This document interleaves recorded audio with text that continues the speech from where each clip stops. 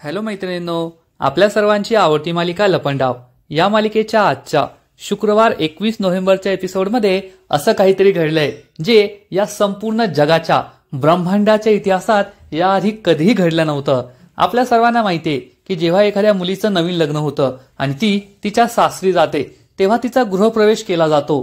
तिला तांदळाचं माप ओलांडायला सांगितलं जातं। लक्ष्मीच्या पावलांनी ती घरामध्ये प्रवेश करते। नंतर आपल्या हातांचे ठसे हे भिंतीवर लावते आणि तसंच आता चक्क एका मुलाबरोबर झालंय, कारण कान्हा हा घर जावई बनलाय।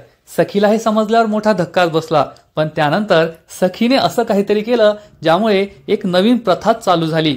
ती सरकारला म्हणाली की आता ठरलंय ना की कान्हा हा घर जावई आहे, तो या घरातच जावई आहे, म्हणजे मग आता जगाच्या इतिहासात पहिल्यांदाच एखाद्या घर जावयाचा गृहप्रवेश होणार। असं म्हणून तिने कान्हाला चक्क माप ओलांडून घरात यायला सांगितलं।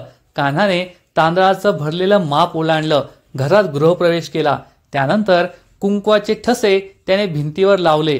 म्हणजे एकूणच या लपंडाव मालिकेमध्ये काहीतरी इंटरेस्टिंग घडलंय। मग हे सगळं घडलं तरी कसं हे जाणून घेण्यासाठी हा व्हिडिओ शेवटपर्यंत नक्की पहा। सखी आणि कान्हा घरातील सगळ्यांचा आशीर्वाद घेतात। त्यानंतर दोघेही सरकार समोर येतात। कान्हा सरकारच्या पाया पडू लागतो, तर सखी त्याला थांबवते आणि म्हणते, थांब कान्हा, यांच्या पाया पडण्याची काही गरज नाहीये, कारण या व्यक्तीकडून आपल्याला काही शुभ आशीर्वाद मिळतील अशी अपेक्षाच मला नाहीये। हे ऐकून सरकारला मोठा धक्काच बसतो।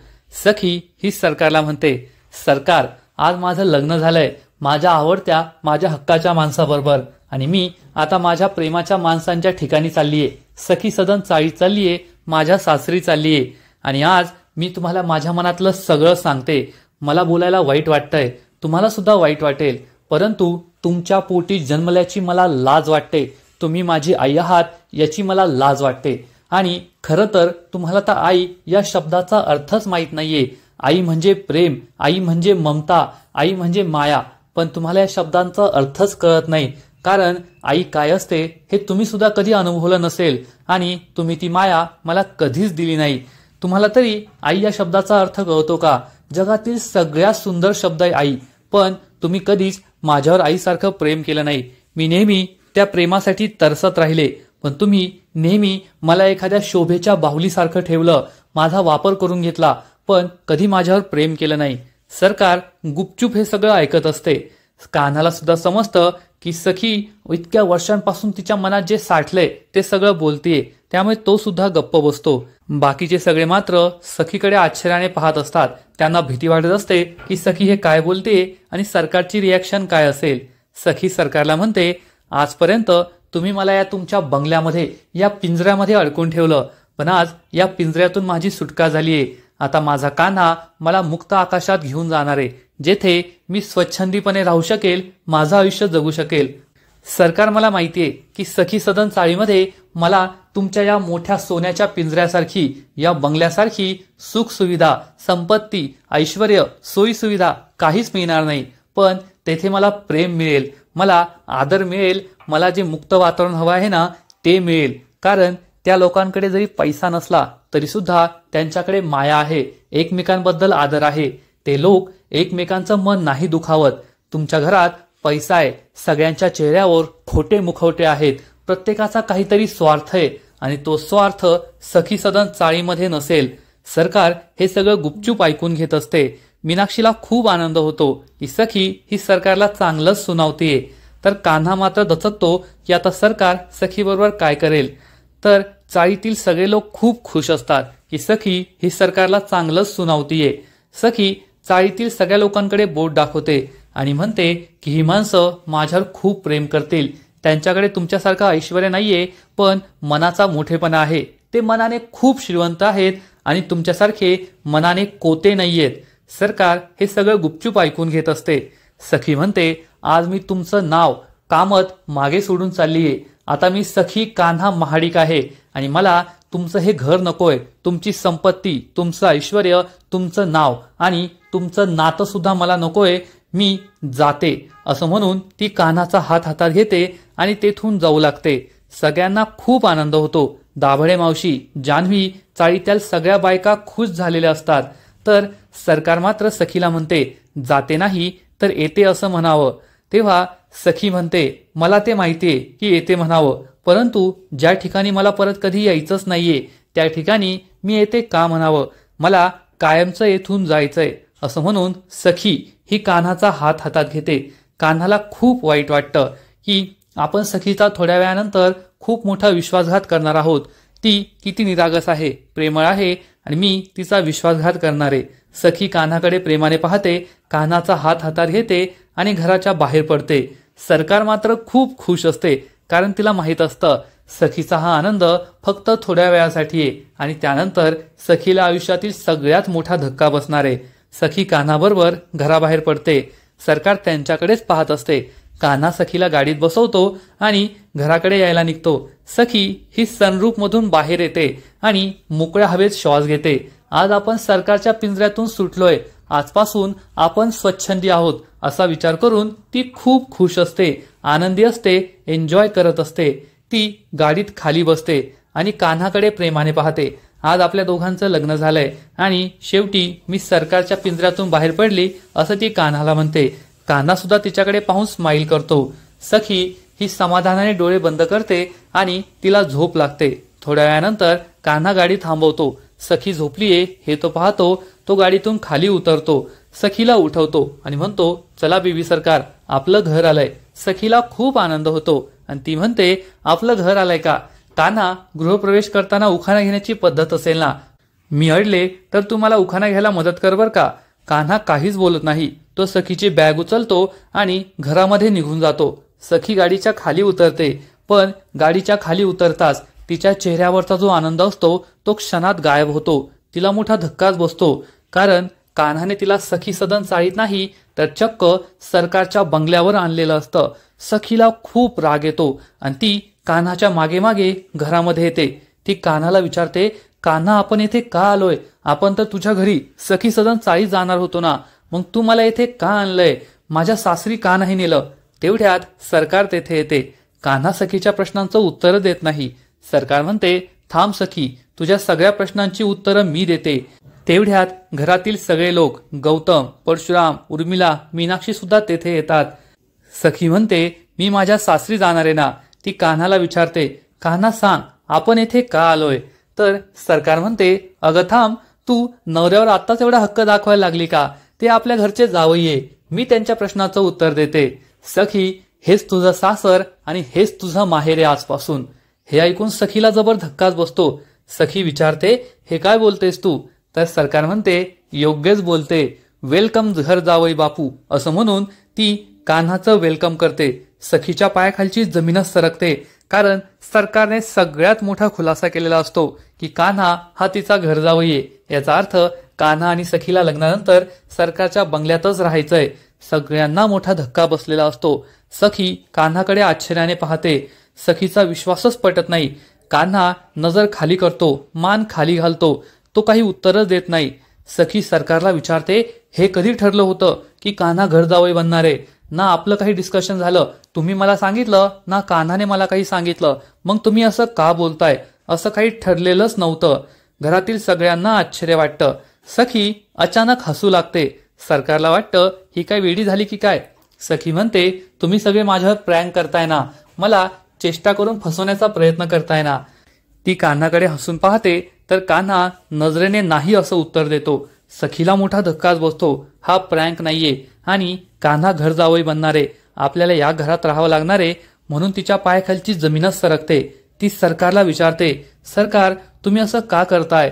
तुम्ही मला स्वच्छंदीपणे जगू द्या ना, माझ्या मनाने जगू द्या ना. तुम्ही पुन्हा मला या घरात का आणताय?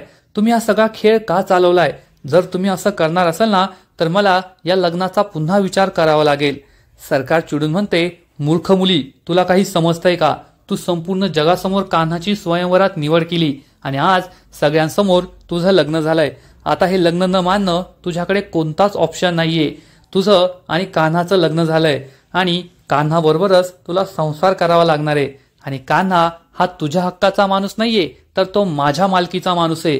आणि आजपासून मी जसं म्हणणार तसं कान्हा करणार, कारण माझ्या पैशांवर तो चालतो. मी उठ म्हणलं की उठतो, बस म्हटलं की बसतो. मी जसं सांगितलं तसंच तो करतो. तू मला नेहमी विचारायची ना की कान्हा तुमचा माणूस आहे का? तर आज मी त्याचं उत्तर तुला देते, हो, कान्हा माझा माणूस आहे. मीच तुझ्या स्वयंवरात त्याला भाग घ्यायला सांगितला, मीच त्याला तुझ्याशी लग्न करायला सांगितलं. या खेळातला तो माझा प्यादा आहे आणि मी या खेळाची राणी आहे. हे ऐकून सखीला जबर धक्काच बसतो. ती कान्हाकडे रडक्या नजरेने पाहत असते. तिच्या डोळ्यात पाणी असतं, पण कान्हा नजर खाली झुकवतो. तो सखीकडे नजरही देत नाही, तिच्याकडे पाहतही नाही. कान्हा आणि सखी हे दोघे खूप दुःखी असतात. सखी ही खूप चिडते. ती कान्हाची गचंडी पकडते आणि त्याला जाब विचारते, तू माझ्याबरोबर असं का वागलास? मला का फसवलं? तू माझ्या आयुष्यात आला आणि इतक्या वर्षानंतर मला असं वाटलं की आपलं कुणीतरी आलंय. तू माझ्या आयुष्यात पावसानंतरचा मातीचा पहिला सुगंध बनून आला होता. माझा ऋतू बहरला होता. मला असं वाटलं होतं की खरंच माझ्या आईबाबांनंतर माझ्या प्रेमाचं कोणीतरी माझ्या आयुष्यात आलंय. किती स्वप्न रंगवली होती मी तुझ्याबरोबर आयुष्य जगण्याची. आपण घालवले ते क्षण तुला आठवत नाहीये का? आपण दोघे एकमेकांबरोबर जेवण केलं होतं. तू साखरपुड्यात सरकारला माझी माफी मागायला लावली होती. त्यानंतर तू किती वेळेस मला सावरलं होतं. आज त्या विकीपासून तू मला वाचवलं. हे सगळं तू विसरलास का? तू माझा विश्वासघात का केला? तू माझ्याबरोबर असं का वागलास? सखी ही कान्हाला एकानंतर एक प्रश्न विचारत असते की तू माझा विश्वासघात का केला? पण कान्हाकडे तिच्या कोणत्याही प्रश्नाचं उत्तर नसतं. तो मनातल्या मनात म्हणतो, सखी, माझं तुझ्याशी कोणतंच वैर नाहीये, पण हे माझं उद्दिष्ट आहे की मला सरकारला बर्बाद करायचंय आणि त्यामुळे मला त्यांच्या मर्जीतील माणूस व्हावा लागेल. सरकारने जे सांगितलं ते मला करावंच लागेल. मला माफ कर. पण सरकारसमोर किंवा सखीसमोर हे बोलण्याची कान्हाची हिंमत नसते. सखी त्याला पुन्हा पुन्हा प्रश्न विचारते, पण कान्हा गप्प बसतो. घरातील सगळे सुद्धा खूप टेन्शनमध्ये आलेले असतात. पुढील एपिसोडमध्ये आपण पाहू की सखी चक्क जगावेगळा निर्णय घेणार. ती म्हणेल की आता ठरलंय ना की कान्हा हा घर जावई बनणार आहे. मग आपण एक नवीन प्रथा सुरू करूया. जशी मुलगी ही एखाद्या घराण्याची सून बनते, तेव्हा लग्न झाल्यानंतर तिचा गृहप्रवेश होतो, तसाच आपण आता जगात पहिल्यांदाच घर जावई बापूचा गृहप्रवेश करायचा असं म्हणून ती चक्क कान्हाला घेऊन घराबाहेर जाणार. त्यानंतर एक तांदळाचं माप ठेवलं जाईल. ती चक्क कान्हाचा हात पकडून त्याला हे तांदळाचं माप ओलांडायला लावणार. म्हणजे जगामध्ये कान्हा असा पहिला जावई असेल, असा पहिला घर जावई असेल ज्याचा गृहप्रवेश होईल. कान्हा चक्क तांदळाचं माप ओलांडून घरामध्ये प्रवेश करेल आणि त्यानंतर सखी त्याचे दोन्ही हात कुंकवामध्ये बुडवणार आणि त्यानंतर त्याच्या हाताचे छापे हे घराच्या भिंतीवर लावणार, जसं घरातील नवीन सुनेबरोबर केलं जातं. म्हणजे एकूणच लपंडाव या मालिकेत नवीन प्रथा सुरू झालीये.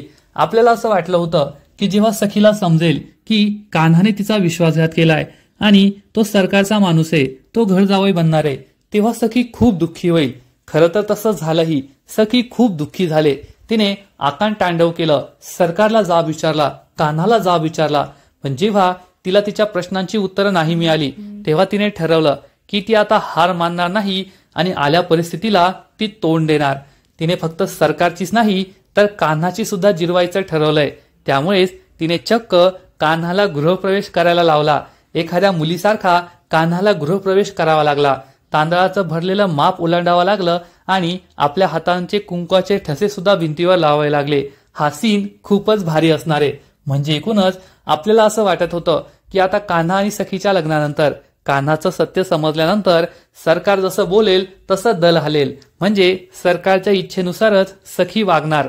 पण सखीने ठरवलंय की ती आता रडणार नाही तर लढणार आणि ती फक्त आता सरकारशीच नाही तर कान्हाबरोबर सुद्धा लढणार आहे. या दोघांशी 2-2 नाही तर 4 हात करणार आहे. आणि सखीचं हे बदललेलं रूप, तिचा हा नवीन स्वॅग पाहायला खूपच मजा येईल एवढं मात्र नक्की. आणि सरकारचा जो प्लॅन आहे की सखी आणि कान्हा या दोघांचं लग्न झाल्यानंतर सखीला आपल्या बोटावर नाचवायचं, तालावर नाचवायचं आणि तिची सगळी प्रॉपर्टी आपल्या नावावर करून घ्यायची, तो प्लॅन नक्कीच फ्लॉप होणार आहे. सखी तिच्या नावावर प्रॉपर्टी तर करणार नाही, उलट या दोघांनाच आपल्या इशाऱ्यावर नाचायला लावणार एवढं मात्र नक्की. तर मैत्रिणींनो, हा नवीन ट्विस्ट तुम्हाला सुद्धा आवडलाय ना? कान्हा म्हणजेच घर जावयाचा हा गृहप्रवेश पाहायला तुम्हालाही आवडेल ना? नक्कीच कमेंट करून सांगा. आणि लपंडाव या मालिकेचे असेच नवीन नवीन अपडेट्स सर्वात आधी पाहण्यासाठी व्हिडिओला लाईक करा, शेअर करा, चॅनलला सबस्क्राईब करा आणि बेल आयकॉनवर क्लिक करा. म्हणजेच नवीन नवीन एपिसोडचे अपडेट्स, नोटिफिकेशन्स तुम्हाला सर्वात आधी मिळत राहतील. खूप खूप धन्यवाद. हॅलो मैत्रिणींनो, आपल्या सर्वांची